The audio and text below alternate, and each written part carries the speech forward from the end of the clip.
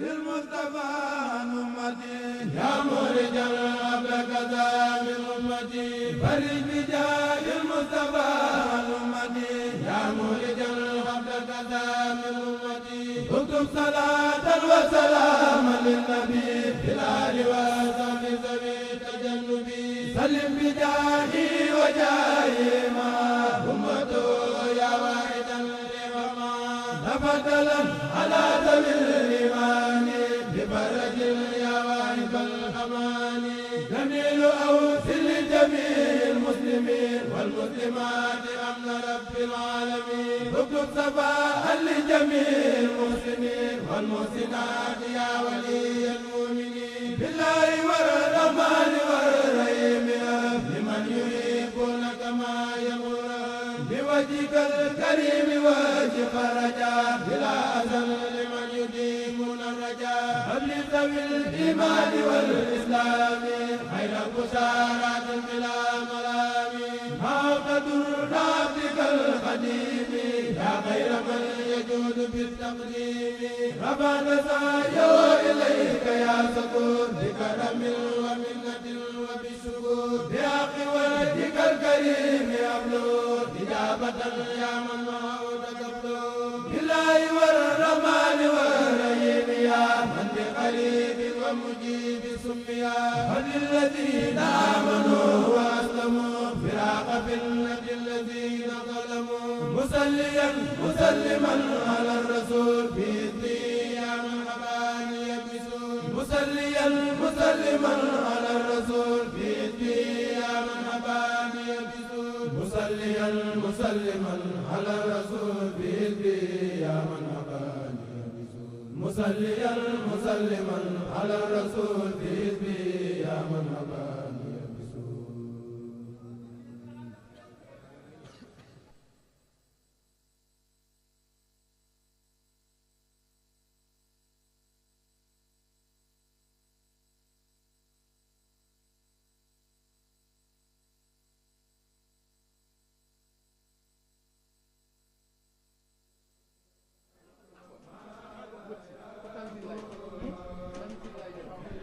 asalaamaaleykum wa rahmatulahi taala wa barakaatu kon ñuy sant yàlla bu baax ci bisu fukkeel ak ñett ci weeru Ramadan tey jii mu doon njàng mi fii ci biir kër Sëñ Tuubaa gi ci soowu jumaa ji njàng mi kon àgg na suba ak jàmm incha allah ñi war a aye njàng mi mooy kuréelu Nuur Daarayni bu Hizbut Tarqiyyah bu Touba ci njiital sëñ Cheikhouna Diagne ñoom ñoo ay njàng mi ñi war a gàttandu sëriñ bi di ko gunge tam mooy kuréelu Jaalibatu Maraqib bu Hizbut Tarqiyyah bu Tëngéej ci njiital sëñ Mouhamed Seck ñoom ñoo ay njàng mi suba incha allah ñi doon jàng tey wax nañ leen ko sànq mooy Nuur Daarayni bu Tiwaawan ci njiital sëñ Xaadim Mbay ak tamit Nuur Daarayni bu Kaolack ci njiital Abdoulahat Ba ñoom ñoo doon gàttandu kon li ci des kon mooy jot leen programme bi donc nous avons vécu une heure d'horloge de déclamation des écrits du vénérable Cheikh Ahmadou Bamba ici dans cette salle qui refuse du monde chaque jour et particulièrement le vendredi et puisque c'est un jour où la salle est prise d'assaut très tôt. Donc nous avons vécu cette déclamation en direct et demain Inch'Allah le groupe qui sera à l'honneur c'est le groupe dénommé Nour Daarayni de la Daara Hizbut Tarqiyyah de Touba. Le maître de chœur s'appelle Serigne Cheikhouna Diagne. Le groupe qui va également accueillir et raccompagner le khalife c'est le groupe dénommé Jalibatul Maraqib de la Daara Hizbut Tarqiyyah de Rufisque. Et sans plus tarder, nous enchaînons sur les écrits du vénérable Cheikh Ahmadou Bamba. Aujourd'hui, nous avons choisi de vous parler d'un poème qui a été déclamé dans le répertoire d'aujourd'hui et qui a pour titre Allahu. C'est l'acrostiche du nom de Dieu Allahu. Et c'est un quintile, c'est un groupe de 5 vers. Mais à bien observer, on verra qu'il y a 4 lettres, mais il y a également le signe diacritique qui est sur la lettre Lam et qui en fait une géminée. Et cette géminée, donc la lettre Lam compte double, donc au lieu de 4, on a 5 lettres. C'est pourquoi le poème donc compte 5 vers, c'est donc un quintile. Et il faut également dire que c'est un poème qui est écrit avec le maître Rajaz. Le maître Rajaz, nous avions dit que c'est le maître que le cheikh a le plus utilisé en poésie. Et la thématique également, elle est évidente, c'est Allah le Très-Haut. C'est une magnification, c'est une glorification d'Allah le Très-Haut. Mais nous le verrons, le cheikh d'une pierre faire autant de coups voulus il y aura force enseignement dans ce programme, dans ce poème-là.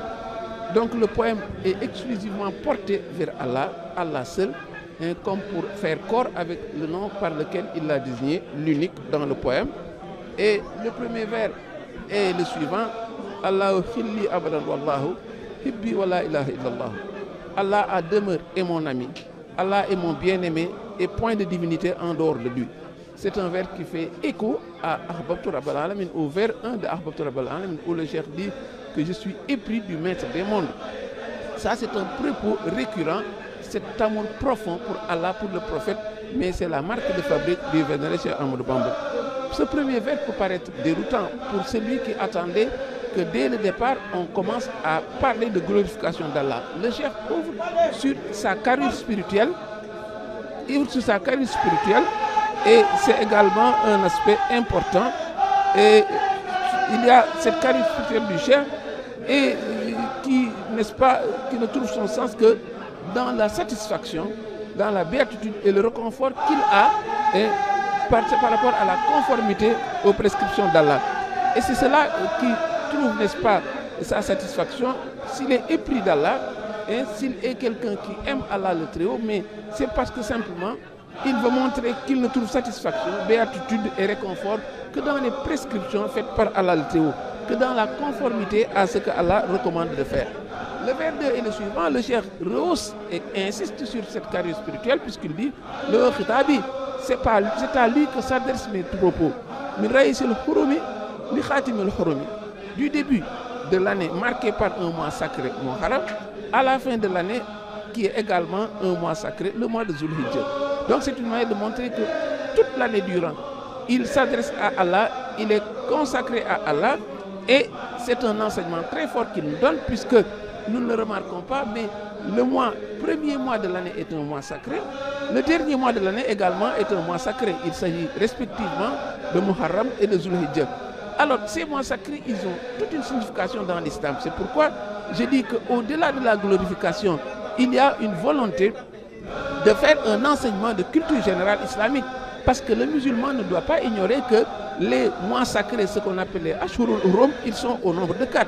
Mais c'est Zulhijjah, c'est Zulqa'dah, c'est également le mois de Muharram et c'est le mois de Rajab.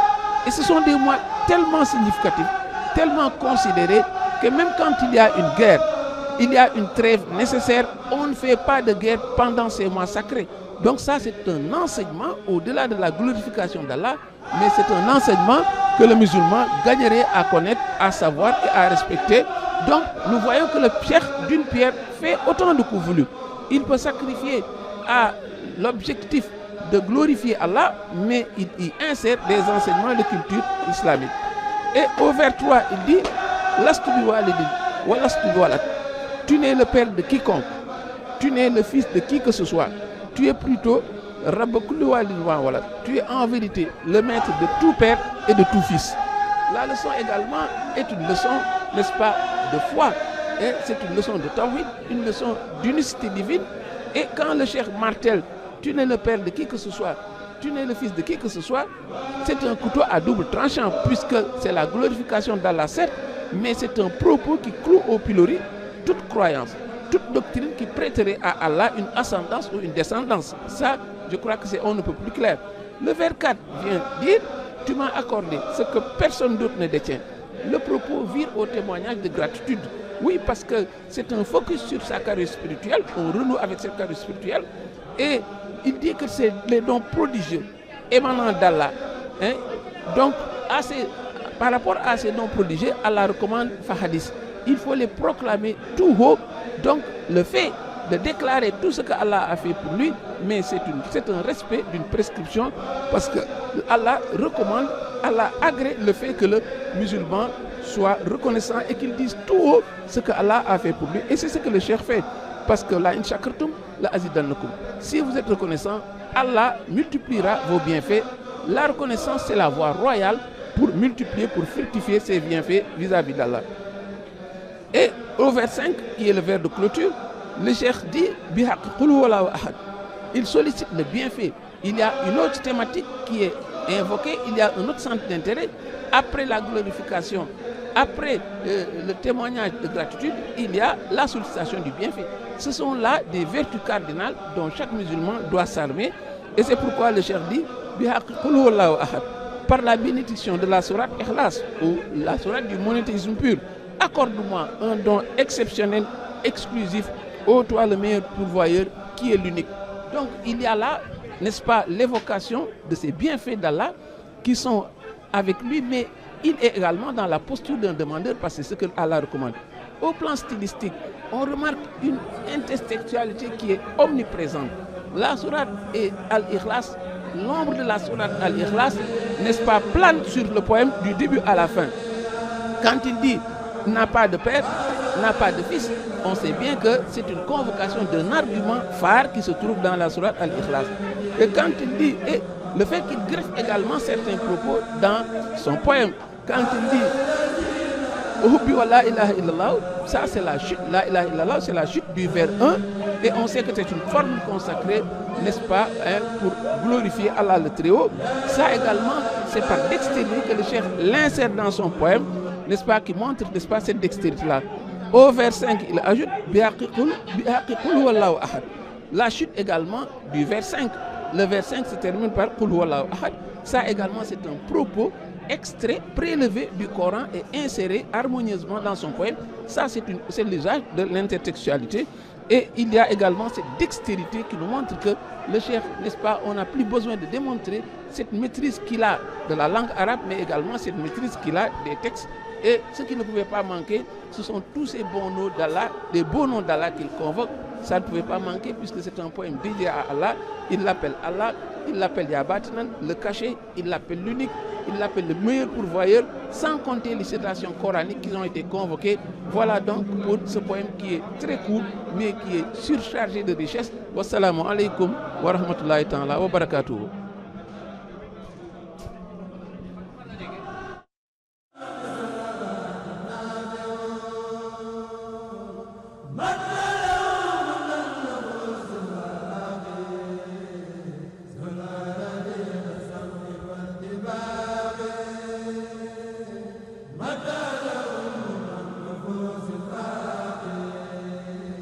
Allah